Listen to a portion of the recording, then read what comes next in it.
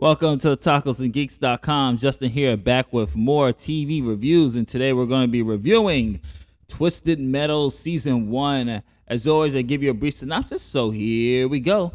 Twisted Metal is set in a post-apocalyptic wasteland and focuses on John Doe, a talkative milkman with amnesia, who's given a mission to travel across the wasteland to deliver a mysterious package. Doe then comes across various ruthless people and must overcome them with the help of his car and a thief named Quiet.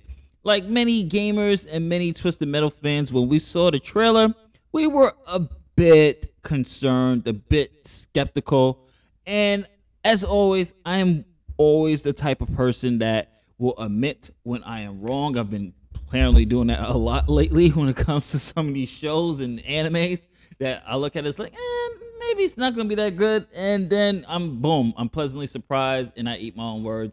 Twisted Metal is another show where I'm just gonna say this is some good popcorn entertainment. Sit back, turn the mind off, and just enjoy the spectacle. Just enjoy what the show has to offer. And I had so much fun watching this. It actually has a really decent, good story here. Anthony Mackie plays our lead, John Doe, and he is great in the role. He has some really good comedic timing, and John Doe is just that. He is a man he has amnesia. He has no idea of his past or his history of his family. All he has is a photo of his family, and he doesn't know anything about them. And I really like that fact because it kind of gives the players who play Twisted Metal. It kind of he kind of is the guy who is that artificial type for the player, that archetype for the player to kind of see themselves within that world. And he's the real introduction to it. And Anthony Mackie does a really great job. Stephanie Beatrice as Quiet, his companion here, also has a really good backstory. She's not an original character from the actual game. She's an original character for the show. And she is also really good in this role. The chemistry between Mackie and her were really good. And I'm actually really surprised how good Thomas Hayden Church was as Agent Stone, but he's an excellent actor as well. But he nails it. He does a really good villainous performance here. Very threatening and commanding in his role. Everybody does their job very well and plays their key characters from the game very well as well. So and we have to give the biggest shout out, of course, as a wrestling fan.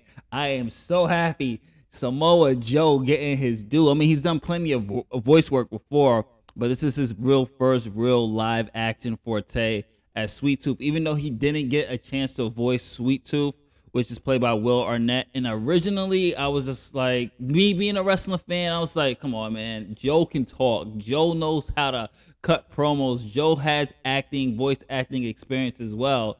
So you trying to tell me you couldn't get Joe to play Sweet Tooth as well? But Will Arnett does his job. He does it well. And now I kind of see how both of them mash up very well to create this iconic character of Sweet Tooth, who does get decent amount of screen time in this as well.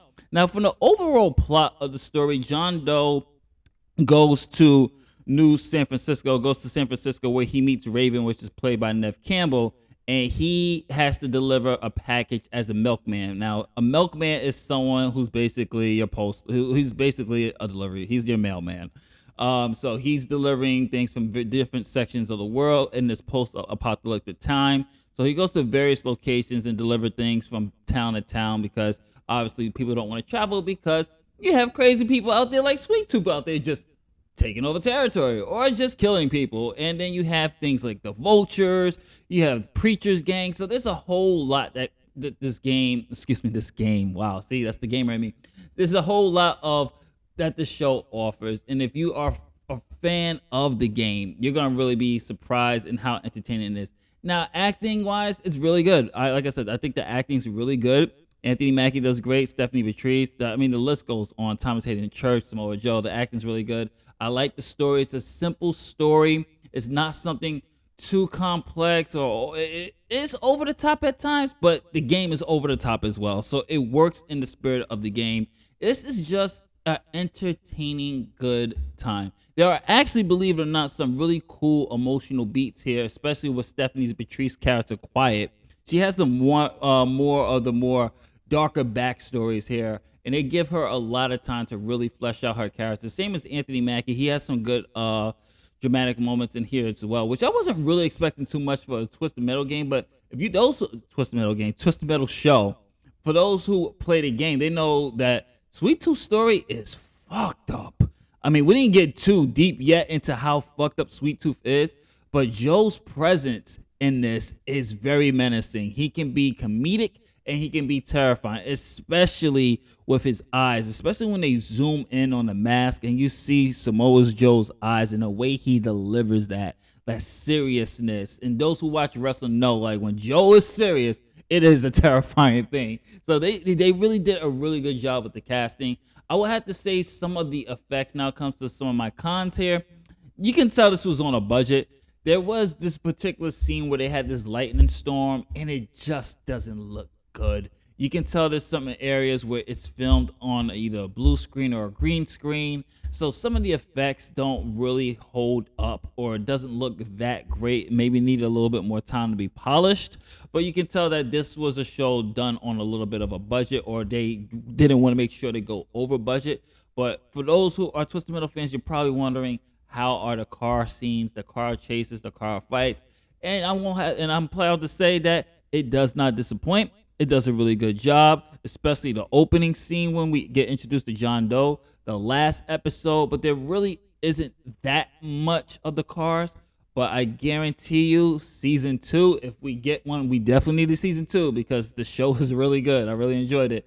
If we get a season 2, don't worry. You're going to get everything you've been hoping for. This feels like more like a prequel to what Twisted Metal is going to be. So it's kind of like testing. It's like doing litmus paper, just testing the waters and testing the chemicals of all the ingredients of Twisted Metal. And then season 2 is going to be the Twisted Metal that we are been hoping for and know and love. And especially, there's a lot of Easter eggs out there for the gamers who play this, who've been down with the series since the PlayStation 1 era. You're going to really enjoy this. I'm going to give this a B+. I say watch it now. This is a fun, entertaining show. You can just turn your mind off. It's silly, it's fun, it's campy at times, but the actors, you can tell, are having a ball with it. The characters, the dialogue is sometimes hit or miss, but it works for the cheese, from the spirit of the game that they're going for. Definitely watch this. This is Justin from talkative.geeks.com. What did you think of Twisted Metal?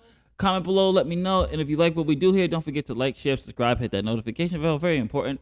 And if you're watching this on talkative.geeks.com, browse our website, talkative.geeks.com. The hour of the podcast is returning. Check out our WWE 2K23 Universe Mode. UWL Season 2 is out now. You can check that out on the channel. And thank you for all your support, folks. Really appreciate it. Lady Days, I'll catch you on the next review. Peace.